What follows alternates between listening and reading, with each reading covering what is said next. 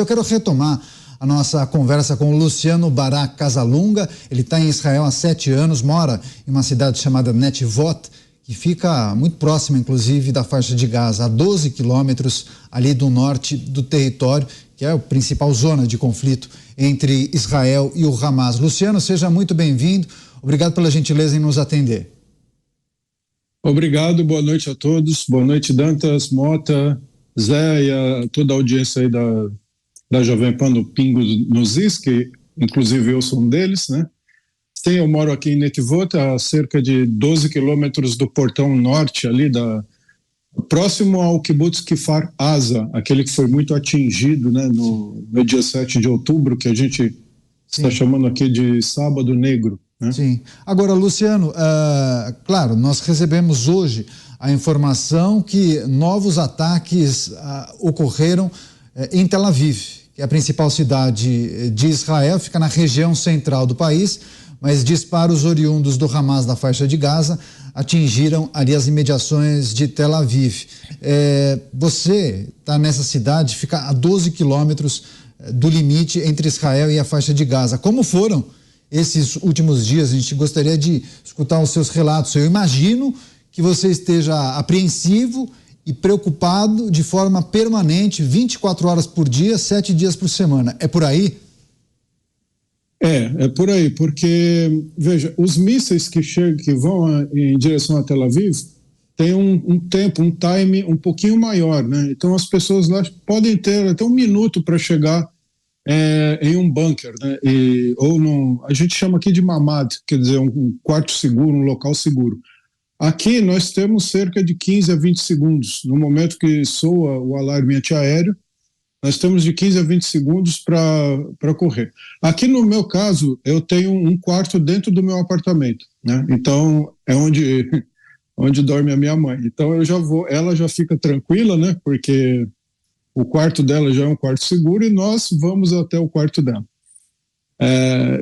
Mas a apreensão assim é o tempo todo, ficamos assim espertos, né? Alertas quanto a isso. E sim, houve hoje ataques lá em Tel Aviv, né?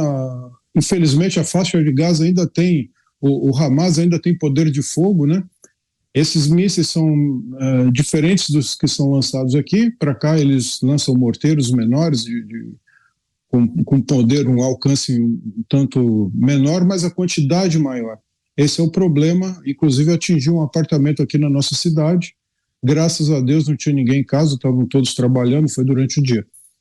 Mas já em Tel Aviv eles lançam foguetes, mísseis, com alcance maior, logo o poder de fogo também ele é maior, se atingido lá, o dano é maior, né? Pois é, Luciano Barak conversando ao vivo com a gente.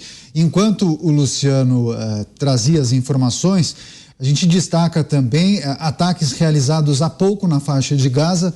São informações que chegaram aqui à redação da Jovem Pan News e imagens recuperadas. Bombardeios intensos foram realizados há pouco e também essa claridade, esse clarão ao fundo são os sinalizadores que são usados justamente para despistar muitas vezes a artilharia de defesa do inimigo. Então são usados mísseis, foguetes, mas também sinalizadores. Então fortes e intensos ataques realizados há pouco na faixa de Gaza. A gente pode observar nitidamente foguetes e também os sinalizadores no céu de Gaza. Agora, Luciano, a gente vai fazer um giro de perguntas com os nossos comentaristas. O primeiro é o Cláudio Dantas, em Brasília. Dantas, bem-vindo, boa noite. Boa noite, Daniel. Boa noite, Mota, Zé Maria, toda a nossa audiência. E Luciano. Luciano, como é que você avalia o avanço dessa ofensiva militar, dessa contraofensiva militar de Israel, considerando toda a sua complexidade, considerando naturalmente o que aconteceu no dia 7 de outubro e também considerando aí as vítimas civis em Gaza e toda a repercussão internacional que isso está trazendo, inclusive uma repercussão negativa para Israel? A incursão terrestre, ela é necessária. Já houve uma outra, em 2014 também houve uma repercussão negativa, né? Mas ela era necessária para a contenção do Hamas. No caso agora, o governo decidiu por eliminar completamente o Hamas. né? Seja o seu braço armado ou o seu braço ou o político. Então é necessário. Essa ofensiva, né, ela tem caminhado, né? É uma ofensiva muito difícil, não há um plano assim de ação que seja perfeito, não tem como fazer isso é um cálculo impossível. Muitas vezes a gente vê comentários na internet, mas se alguém tiver uma ideia maravilhosa para solucionar esse problema sem que ninguém seja morto, pode trazer aqui, que eu garanto que o Exército vai ouvir essa pessoa. Porque não há algo que se faça. Vão haver baixas. E essas baixas, o culpado dessas baixas é o próprio Hamas.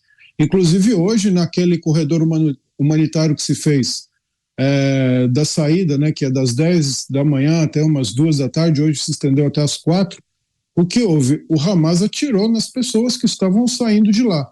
Por quê? É interessante para o Hamas que morram pessoas, né, que pessoas palestinas venham a morrer, para que eles usem aquilo como massa de propaganda. Isso é o típico é a típica política de um grupo terrorista, né? Enfim, esperamos que venha a passar. Quanto à imagem negativa, a gente vê um antissemitismo que estava adormecido, sendo eclodindo aí, renascendo um antissemitismo pelo mundo, mas o que nós temos que fazer é lutar contra isso, né? São guerras de várias frentes, uma guerra física, depois você tem uma guerra de narrativas na internet, né? A rede cria uma narrativa, e você tem uma nova guerra, e depois uma guerra no campo diplomático, que é onde os líderes devem resolver esses problemas, independente do que a população esteja dizendo. Valendo lembrar que é Oriente Médio, as coisas funcionam de uma forma diferente. Nós somos a única democracia do Oriente Médio. Entrevista importante, estamos conversando com o Luciano Barak, brasileiro que mora a apenas 12 quilômetros da faixa de Gaza, trazendo seus relatos e informações sobre o conflito. Próxima pergunta, Cristiano Beraldo, dos Estados Unidos. Beraldo, seja bem-vindo, boa noite. Boa noite, Caniato, boa noite, Dantas, Mota, Zé Maria e a nossa querida audiência. Boa noite, Luciano. Espero que esteja sendo uma noite tranquila aí, à medida do possível. Luciano, eu queria te perguntar o seguinte: você se mudou para Israel, me corrija se eu estiver errado, há 7 anos. E eu imagino que você tenha saído do Brasil em busca de uma vida melhor, né? E isso, tendo em vista as mazelas do Brasil, a gente considera o cenário econômico, a gente considera o cenário de segurança e, obviamente, no contexto para os judeus tem também uma questão religiosa que não é nem o objeto aqui da minha pergunta. Mas eu gostaria de saber o seguinte: diante dessa situação que Israel vive hoje, onde a segurança se torna ameaçada, obviamente toda a implicação dessa guerra do ponto de vista econômico, muitas atividades interrompidas ou prejudicadas, como é que você se comporta? Como é que é a tua avaliação em relação a essa mudança do Brasil para Israel diante desse cenário? E olhando para frente, o que te faz ficar aí? Bom, pelo começo, né? Muito obrigado pela pergunta, né? E há sim uma certa dificuldade aqui de dormir, pelo menos, porque não sei se é possível ouvir, talvez não, porque o microfone tem uma proteção. Mas estão havendo bombardeios nesse momento, a partir daqui, contra Gaza, né? Isso que você está vendo aí na televisão, eu estou ouvindo aqui ao vivo. Então, tem uma certa dificuldade aí para dormir, é um pouco complicado. E continuando, eu vim para Israel, eu sou da cidade de Tatuí, fica a cerca de 120 quilômetros de São Paulo, né? É uma cidade, a gente chama de cidade ternura, e eu estava muito bem lá e tal, mas eu sou judeu e nós gostaríamos de estar dentro da comunidade judaica, de fazer parte integralmente da comunidade judaica, e por isso, durante muitos anos, isso foi conversado antes da gente fazer aliar, né? Não foi uma coisa de imediato, foi muito planejado, conversado. Primeiro eu vim primeiro, depois veio a minha família. E quanto a estar aqui, eu poderia dizer o seguinte, eu me sinto muito mais seguro aqui, mesmo com tudo isso acontecendo, eu ainda me sinto mais seguro que no Brasil. Agora, depois desse advento de antissemitismo que a gente viu surgir nos últimos dias, ficou mais claro ainda que aqui é o lugar dos judeus. Nós estamos em risco em qualquer lugar do mundo. Na Europa, pintando Magen David para que as pessoas identifiquem onde estejam os judeus.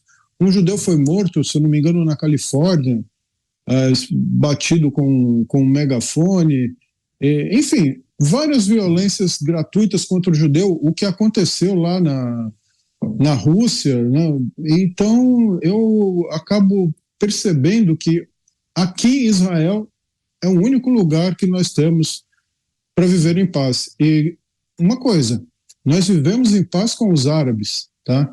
A maioria dos meus amigos, eu tenho muitos amigos lá onde eu trabalho, uma parte deles são etíopes, a outra parte são árabes. E muitos deles estão no exército agora. Tem um batalhão árabe no exército de Israel lutando contra o Hamas. Tá? Então nós temos uma paz, nós temos um bom convívio. Quando alguém diz aí que Israel eu esqueci o nome da palavra, mas separatista, que separa os árabes aí de judeus, que nós vivemos, que eles são oprimidos, não, eles têm todos os direitos, né? Participam de tudo que a gente participa, tem tudo que nós temos, nós somos iguais.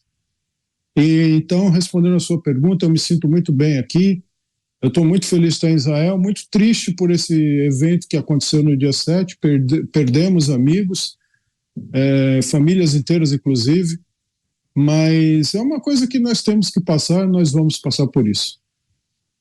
O Barak, ele que está a 12 quilômetros da faixa de Gaza, trazendo suas informações e relatos. Luciano, muito obrigado pela entrevista, pela conversa. Eu sei que agora vocês estão a 5 horas à frente do Brasil, é bem tarde, provavelmente grande parte da cidade já esteja dormindo e você reservou esse tempinho para conversar com a gente. Fique em segurança e certamente voltaremos a conversar em breve. Grande abraço e até a próxima.